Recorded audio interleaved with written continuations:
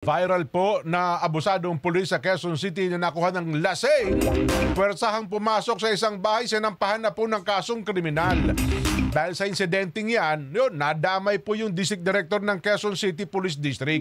Dahil sa kabiguan na maiulat agad ang insidente. Ganun pala. Pakinggan natin ang balita ni Mar Gabriel. Mar? Yung mga pulis na ginawa niya ng kwento Ginawa niya ng kwento yung mga pulis. Ang sabi niya sa mga pulis, tinimbrihan yung mga adik. Madaling araw kahapon nang pasukin ng nakasibilyang pulis na ito ang isang bahay sa barangay Damayan sa Quezon City. Lasing po kayo, kuya? Hindi ako, kung papanay ako dito, lasing ba ako? Amoy alak ka po. Hindi ako amoy alak. Okay. Ang amoy alak, yung mga kasamahan ko.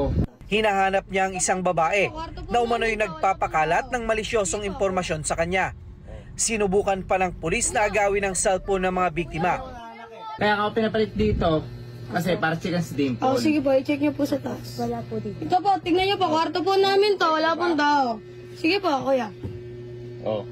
Ay, kuya! Bakit ka pa namalakit? Kuya! Si Dimple ang may kasalanan nito. Pero hindi po. Nananayin ko sa estasyon. Kuya, makakakit pa!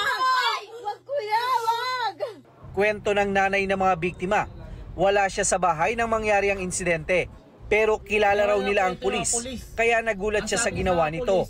Yung mga bata natakot, unang-una sa lahat yung takot sa mga matatanda. Kasi po ang nakatira lang po talaga doon mga senior. Puro lang po kami doon babae sa first, second, and nasaktan po yung bunso ko.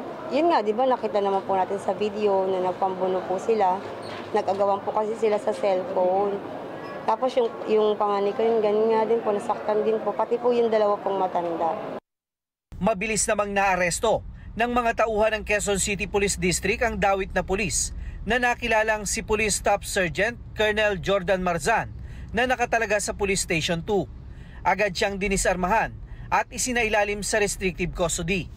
Nung in-interview po natin siya, ang explanation lang niya na meron daw nagpapakalat ng text information report na may involvement siya sa drugs, kaya yung nagpapakalat na Dimple, yun ang hinahanap niya. Kaninang umaga, sinampahan na siya ng reklamo sa piskalya. Kabilang narito ang paglabag sa RA 7610 o ang Special Protection of Children Against Abuse, Exploitation, and Discrimination Act, kasong violation of domicile, physical injury, at grave threat. Yung NCRPO ay hindi po namin pagtatakpan ng mga ganitong bagay.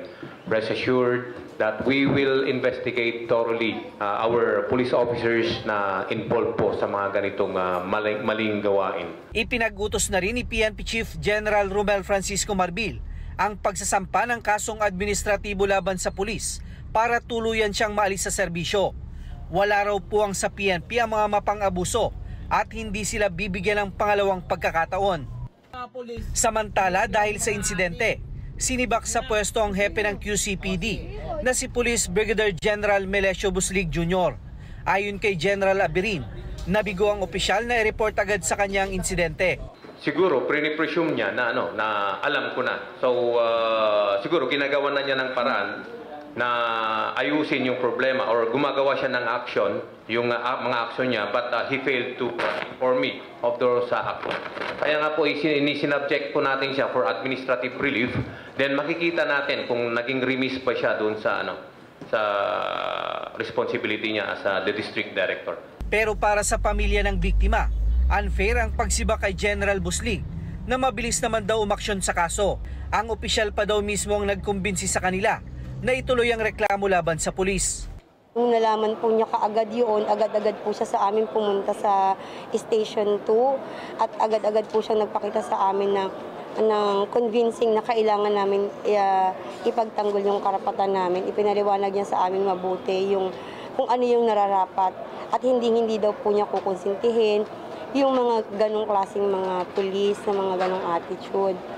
At handa rin nga po siya kaming bigyan ng full support at sa kung anong pamuman po ang pangangailangan namin para po sa kasong isasampa namin. Sa isang mensahe, tumanggi ng magkomento si General Buslig at iginiit na inirerespeto niya ang nasabing command decision. Pansamantala namang itinalaga si Police Colonel Glenn Silvio, ang Deputy Director for Administration, bilang officer in charge ng QCPD.